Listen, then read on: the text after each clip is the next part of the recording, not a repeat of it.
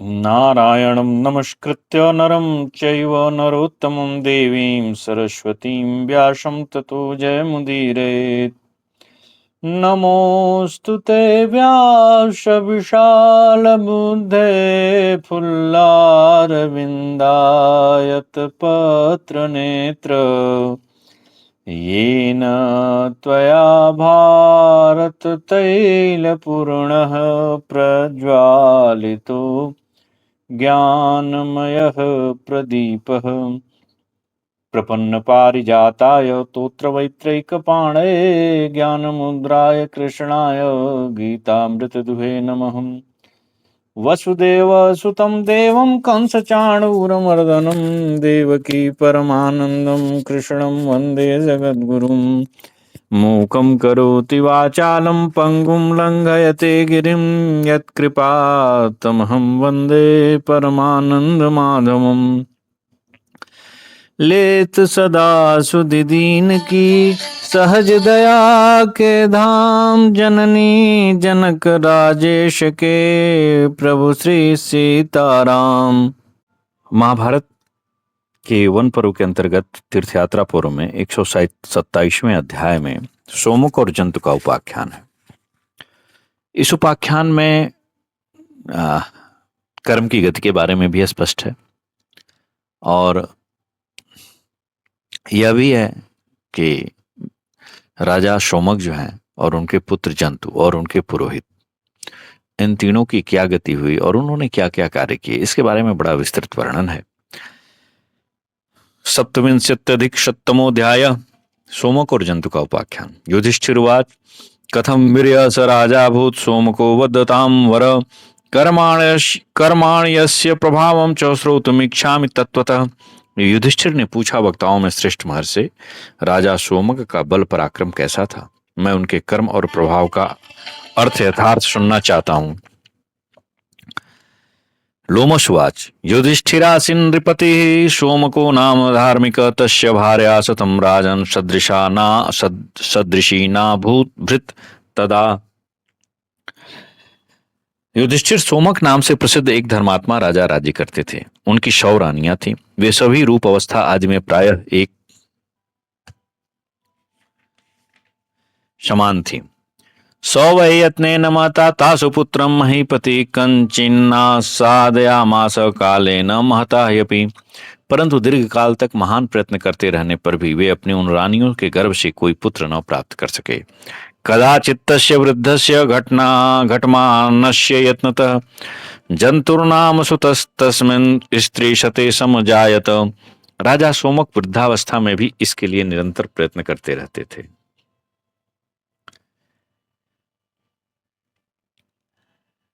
अतः किसी समय उनकी 100 स्त्रियों में से किसी एक के गर्भ से एक पुत्र उत्पन्न हुआ, जिसका नाम था जंतु। तम जातम मातरः सर्वा परिवार्य समासत सत्यम पृष्ठत कृत्वा काम भोगान विषाम्पते। राजन, उसके जन्म लेने के पश्चात सभी माताएं काम भोग की ओर से मुंह मोड़कर सदा उसी बच्चे के पास उसे सब ओर से घेर कर बैठी रहती थी। ततः पिपीलिका जंतुम कदाचित दशत खिंचती सदष्टो व्यनदन्नादम तेन दुखेन बालक। एक दिन एक चींटी ने जंतु के कटिभाग में डस लिया। चींटी के काटने पर उसकी पीड़ा से विकल हो वो जंतु सहसा रोने लगा। ततस्ता मातरः सर्वा प्राक्रोशन वृषदुःखिता प्रवार्य जंतुम सहसा सशब्दस्तुमलो भवत। इससे उसकी सब माताएं भी सहसा जंतु के शरीर से चींटी को हटाकर अत्यंत दुखी हो जोर जोर से रोने लगी। उनके रोदन की वह सम्मिलित ध्वनि बड़ी भयंकर प्रतीत हुई। तमार्तनादम सहसा शुश्राव स महीपति आमात्य परसदो मध्य उपविष्ट सहर्ष त्रिजा। उस समय राजा सोमक पुरोहित के साथ मंत्रियों की सभा में बैठे थे। उन्होंने अकस्मात वह आर्तनाद सुना। ततः प्रस्थापयामास किमेतद् इति पार्थिव तस्मै क्षक्ता यथावृत्त मां चक्षे सुतम प्रति। सुनकर राजा ने कहा कि यह क्या हो गया। इस बात का पता लगाने के लिए उन्होंने द्वारपाल को भेजा। द्वारपाल ने लौटकर राजकुमार से संबंध रखने वाली पूर्वोक्त घटनाओं का यथावत वृत्तांत का सुनाया। त्वरमाण सत्तोच्चोत्थाय सोमकः सह मंत्रिभिः प्रविशान्तः पुरं पुत्रमाश्वासयदरिन्दमम्। तब शत्रुदमन राजा सोमक ने मंत्रियों सहित उठकर बड़ी उतावली के साथ अंतःपुर में प्रवेश किया और पुत्र को आश्वासन दिया। शान्तयित्वा तु तं पुत्रं निष्क्राम्यान्तःपुरान् नृप ऋत्विजा सहितो राजन् सहामात्य उपाविशत्। बेटे को सांत्वना देकर राजा अंतःपुर से बाहर निकले और पुरोहित तथा मंत्रियों के साथ पुनः मंत्रणा गृह में जा बैठे। सोमक उवाच, सोमक ने कहा, दिगस्त्विहैक पुत्रत्वं वरं भवेत् नित्यातुरत्वाद भूतानाम शोक एवैक पुत्रता। उस समय सोमक ने कहा, इस संसार में किसी पुरुष के एक ही पुत्र का होना धिक्कार का विषय है। एक पुत्र होने की अपेक्षा तो पुत्रहीन रह जाना ही अच्छा है। एक ही संतान हो तो सब प्राणी उसके लिए सदा आकुल व्याकुल रहते हैं, अतः एक पुत्र का होना शोक ही है। इदम भार्या शतम ब्राह्मण परीक्ष्य सदृशम प्रभो पुत्रार्थिना मया वोढ़ नौस्तासाम विद्यते प्रजा। ब्राह्मण, मैंने अच्छी तरह जान बूझकर पुत्र की इच्छा से अपने योग्य 100 स्त्रियों के साथ विवाह किया, किंतु उनकी कोई संतान नहीं हुई। कथम एकः कथंचिदुत्पन्नः पुत्रों जंतुरयं मम यतमानासु सर्वासु किम नु दुःखमतः प्ररम। यद्यपि मेरी सभी रानियां संतान के लिए यत्नशील थीं, तथापि किसी तरह मेरे यही एक पुत्र उत्पन्न हुआ जिसका नाम जंतु है। इससे बढ़कर दुख और क्या हो सकता है। वयश्च समतीतं मे सौभार्यस्य द्विजोत्तमम् असाम प्राणाः समायत्ता मम चात्रैक पुत्र के। द्विश्रेष्ठ मेरी तथा इन रानियों की अधिक अवस्था बीत गई, किंतु अभी तक मेरे और उन पत्नियों के प्राण केवल इस एक पुत्र में ही बसते हैं। स्यात् तु कर्म तथा युक्तम येन पुत्र शतम भवेत् महता लघुना वापि कर्मणा दुष्करेण वा। क्या कोई ऐसा उपयोगी कर्म हो सकता है जिससे मेरे 100 पुत्र हो जाएं, भले ही वह कर्म महान हो, लघु हो या अत्यंत दुष्कर हो। ऋत्विगुवाच, ऋत्विग ने कहा, अस्ति चैतादृशं कर्म येन पुत्र शतम भवेत् यदि शक्नोषि तत्कर्म कर्तुमथ वक्ष्यामि सोमक। पुरोहित ने कहा, सोमक, ऐसा कर्म है जिससे तुम्हें 100 पुत्र हो सकते हैं। यदि तुम उसे कर सको तो बताऊंगा। सोमक उवाच, कार्यं वा यदि वा कार्यं येन पुत्र शतं भवेत् कृतिमेवेति तद्विद्धि भगवान प्रब्रवीतु में। सोमक ने कहा, भगवान, आप वह कर्म मुझे बताइए जिससे 100 पुत्र हो सकते हैं। वह करने योग्य हो या न हो, मेरे द्वारा उसे किया हुआ ही समझिए। ऋत्विगुवाच, यजस्व जंतुना राजंस्त्वं मया वितते कृतौ ततः पुत्र शतं श्रीमद् भविष्यत्यचिरेण ते। पुरोहित ने कहा, राजन, मैं एक यज्ञ आरंभ करवाऊंगा, उसमें तुम अपने पुत्र जंतु की आहुति देकर यजन करो। इससे शीघ्र ही तुम्हें 100 परम सुंदर पुत्र प्राप्त होंगे। वपायाम हूयमानायाम धूममाघ्राय मातर ततस्ता सुमहावीर्यांजनयिष्यन्ति ते सुतान। जिस समय उसकी चर्बी की आहुति दी जाएगी, उस समय उसके धुएं को सूंघ लेने पर सब माताएं गर्भवती हो जाएंगी और आपके लिए अत्यंत पराक्रमी पुत्रों को जन्म देंगी। तस्यामेव तु ते जंतुर्भविता पुनरात्मज उत्तरे चास्य सौवर्णम लक्ष्म पार्श्वे भविष्यति। आपका पुत्र जंतु पुनः अपनी माता के ही पेट से उत्पन्न होगा। उस समय उसकी बाईं पसली में एक सुनहरा चिन्ह होगा। इति श्री महाभारते वन पर्वणि तीर्थयात्रा पर्वणि लोमस तीर्थयात्रायाम जंतुपाख्याने 27-शतमोध्याय। इस प्रकार से महाभारत वन पर्व के अंतर्गत तीर्थयात्रा पर्व में लोमश तीर्थयात्रा के प्रसंग में जंतुपाख्यान विषयक 127वां अध्याय पूरा हुआ। 28-शतमोध्याय सोमक को 100 पुत्रों की प्राप्ति तथा सोमक और पुरोहित का समान रूप से नरक और पुण्य लोकों का उपभोग करना। सोमक उवाच, ब्राह्मण यथा कार्यं तत्कुरुष्व तथा तथा पुत्र काम तया सर्वं करिष्यामि वचस्तव। सोमक ने कहा, ब्राह्मण, जो जो कार्य जैसे जैसे करना हो वह उसी प्रकार कीजिए।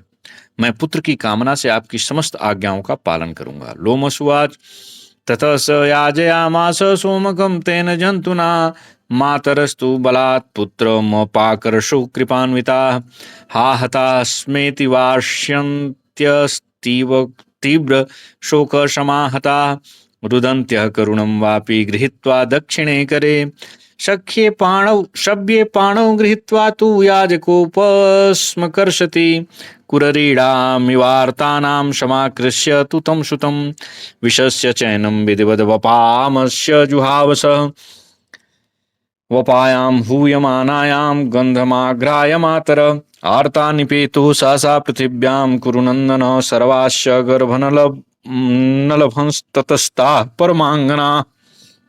लोमस जी कहते हैं, युधिष्ठिर तब पुरोहित ने राजा सोमक से जंतु की बलि देकर किए जाने वाले यज्ञ को प्रारंभ करवाया। उस समय करुणामयी माताएं अत्यंत शोक से व्याकुल हो हाय हम मारी गईं ऐसा कहकर रोती हुई अपने पुत्र जंतु को बलपूर्वक अपनी ओर खींच रही थीं। वे करुण स्वर में रोती हुई बालक के दाहिने हाथ को पकड़कर खींचती थीं और पुरोहित जी उसके बाएं हाथ को पकड़कर अपनी ओर खींच रहे थे। सब रानियां शोक से आतुर हो कुररी पक्षी की भांति विलाप कर रही थीं और पुरोहित ने उस बालक को छीनकर उसके टुकड़े टुकड़े कर डाले तथा विधि पूर्वक उसकी चर्बियों की आहुति दी। कुरुनंदन चर्बी की आहुति के समय बालक की माताएं धूम की गंध सूंघ कर सहसा शोक पीड़ित हो पृथ्वी पर गिर पड़ी। तदनंतर वे सब सुंदरी रानियां गर्भवती हो गईं। ततो दशसु मासेषु सोमकस्य विशांपते यज्ञे पुत्र शतं पूर्णं तासु सर्वासु भारत। युधिष्ठिर तदनंतर 10 मास बीतने पर उन सबके गर्भ से राजा सोमक के 100 पुत्र हुए। जंतुर्ज्येष्ठ समभवज्जनित्र्यामेव पार्थिव स तासामिष्ट एवासिन्न तथा ते निजाः सुता। राजन सोमक का ज्येष्ठ पुत्र जंतु अपनी माता के ही गर्भ से प्रकट हुआ। वही उन सब रानियों को विशेष प्रिय था। उन्हें अपने पुत्र उतने प्यारे नहीं लगते थे। तच्चलक्षणमस्यासीत् सौवर्णं पार्श्वे उत्तरे तस्मिन् पुत्रशते चाग्र्य स बभूव गुणैरपि। उसकी दाहिनी पसली में पूर्वोक्त सुनहरा चिन्ह स्पष्ट दिखाई देता था। राजा के 100 पुत्रों में अवस्था और गुणों की दृष्टि से भी वही श्रेष्ठ था। ततः स लोकमगमत् सोमकस्य गुरुपरं यथ अथ काले व्यतीते तु सोमकोऽप्यगमत् परम् अथ तं नरके घोरे पच्यमानं ददर्शसः तमपृच्छत् किमर्थं त्वं नरके पच्यसे द्विज। तदनंतर कुछ काल के पश्चात सोमक के पुरोहित परलोकवासी हो गए। थोड़े दिनों के बाद राजा सोमक भी परलोकवासी हो गए। यमलोक में जाने पर सोमक ने देखा पुरोहित जी घोर नरक की आग में पकाए जा रहे हैं। उन्हें उस अवस्था में देखकर सोमक ने पूछा, ब्राह्मण आप नरक की आग में कैसे पकाए जा रहे हैं? तमब्रवीत गुरु शोत पच्यमानोऽग्निना भृशं त्वं मया याजितो राजंस्तस्येदं कर्मणः फलम्। एतत् श्रुत्वा स राजर्षि धर्मराज मथाब्रवीत् अहमत्र प्रवेक्ष्यामि मुच्यतां मम याजक मत्कृते हि महाभाग पच्यते नरकाग्निना सोहमात्मनामाध्यास्ये नरकान् मुच्यतां गुरु।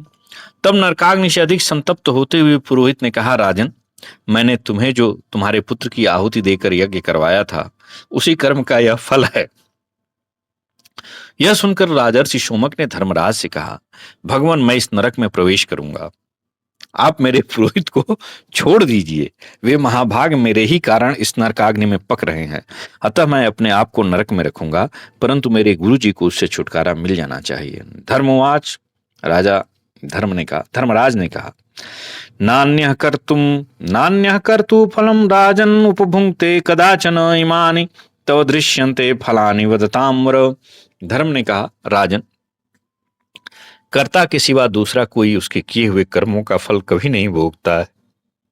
वक्ताओं में श्रेष्ठ महाराज, तुम्हें अपने पुण्य कर्मों के फलस्वरूप जो ये पुण्य लोग प्राप्त हुए हैं प्रत्यक्ष दिखाई देते हैं। सोमक उवाच, पुण्यान्न कामये लोकानृते हम ब्रह्मवादिनम् इच्छाम्यहं मनेनैव सवस्तुं सुरालये नरके वा धर्मराज कर्मणस्यासमो ह्यहम् पुण्या पुण्यफलम देव सममस्त्वावयोरिदम्। सोमक बोले, धर्मराज मैं अपने वेदवित्ता पुरोहित के बिना पुण्य लोकों में जाने की इच्छा नहीं रखता। स्वर्गलोक हो या नरक, मैं कहीं भी इन्हीं के साथ रहना चाहता हूँ। देव मेरे पुण्य कर्मों पर इनका मेरे समान ही अधिकार है। हम दोनों को यह पुण्य और पाप का फल समान रूप से मिलना चाहिए। धर्मराज उवाच, यद्येवमीप्सितं राजन् भुङ्क्ष्वास्य सहितः फलं तुल्यकालं सहानेन पश्चात प्राप्स्यसि सद्गतिम। धर्मराज बोले, राजन यदि तुम्हारी ऐसी इच्छा है तो इसके साथ रहकर उतने ही समय तक तुम भी पाप कर्मों का फल भोगो, उसके बाद तुम्हें उत्तम गति प्राप्त होगी। लोमसुवाच स चकार तथा सर्वं राजा राजीव लोचन क्षीण पापश्च तस्मात् स विमुक्तो गुरुणा सह। लोमस जी कहते हैं, युधिष्ठिर तब कमल नयन राजा सोमक ने धर्मराज के कथनानुसार सब कार्य किया और भोग द्वारा पाप नष्ट हो जाने पर वे पुरोहित के साथ ही नरक से छूट गए। अर्थात राजा भी अपने पुरोहित के साथ नरक की यातना को भोगे। एष तस्याश्रम पुण्यो य एषोग्रे विराजते लेभे कामान शुभान राजन कर्मणा निर्जितान स्वयं सहते नैव विप्रेण गुरुणा स गुरुप्रिय। एष तस्याश्रम पुण्यो य एषोग्रे विराजते क्षान्तवुष्यात्र खड़ात्रम प्राप्नोति सुगतिम नरः। तत्पश्चात उन गुरु प्रेमी नरेश ने अपने गुरु के साथ ही पुण्य कर्मों द्वारा स्वयं प्राप्त किए हुए पुण्य लोक के शुभ भोगों का उपभोग किया। यह उन्हीं राजा सोमक का पवित्र आश्रम है जो सामने ही सुशोभित हो रहा है। यहाँ क्षमाशील होकर 6 रात निवास करने से मनुष्य उत्तम गति को प्राप्त कर लेता है। एतस्मिन्नपि राजेन्द्र वत्स्यामो विगतज्वरा खड़ात्रम नियतात्मान सज्जी भव कुरुद्वः। कुरुश्रेष्ठ, हम सब लोग इस आश्रम में 6 रात तक मन और इंद्रियों पर संयम रखते हुए निश्चिंत होकर निवास करेंगे। तुम इसके लिए तैयार हो जाओ। इति श्री महाभारते वन पर्वणि तीर्थयात्रा पर्वणि लोमस तीर्थयात्रायाम जंतुपाख्याने अष्टाविंशत्यधिक शततमोध्याय। इस प्रकार श्री महाभारत वन पर्व के अंतर्गत तीर्थयात्रा पर्व में लोमस तीर्थयात्रा के प्रसंग में जंतुपाख्यान विषयक 128वां अध्याय पूर्ण हुआ। जय श्री कृष्ण। वस्तुतः इस उपाख्यान में एक बड़ी स्पष्ट बात है कि पुरोहित जी कितना हो बढ़िया यज्ञ करें, अगर उसमें वे पाप करते हैं, अधर्म करते हैं, तो उनको उसका दंड भुगतना है। हाँ, यजमान चाहे तो उनके साथ भुगत ले, लेकिन यज्ञ के पाप का फल तो पुरोहित को मिला है और यज्ञ कर्म के पुण्य का फल यजमान को मिला है। ये इस उपाख्यान से बड़ा स्पष्ट होता है। इसके साथ ये भी स्पष्ट होता है कि एक पुत्र होने पर कितना मोह होता है और उस मोह से छुटकारा के लिए राजा सोमक ने कितना बड़ा प्रयास किया और उस प्रयास का क्या परिणाम रहा। ये बहुत ही अद्भुत प्रसंग है। जय श्री कृष्ण।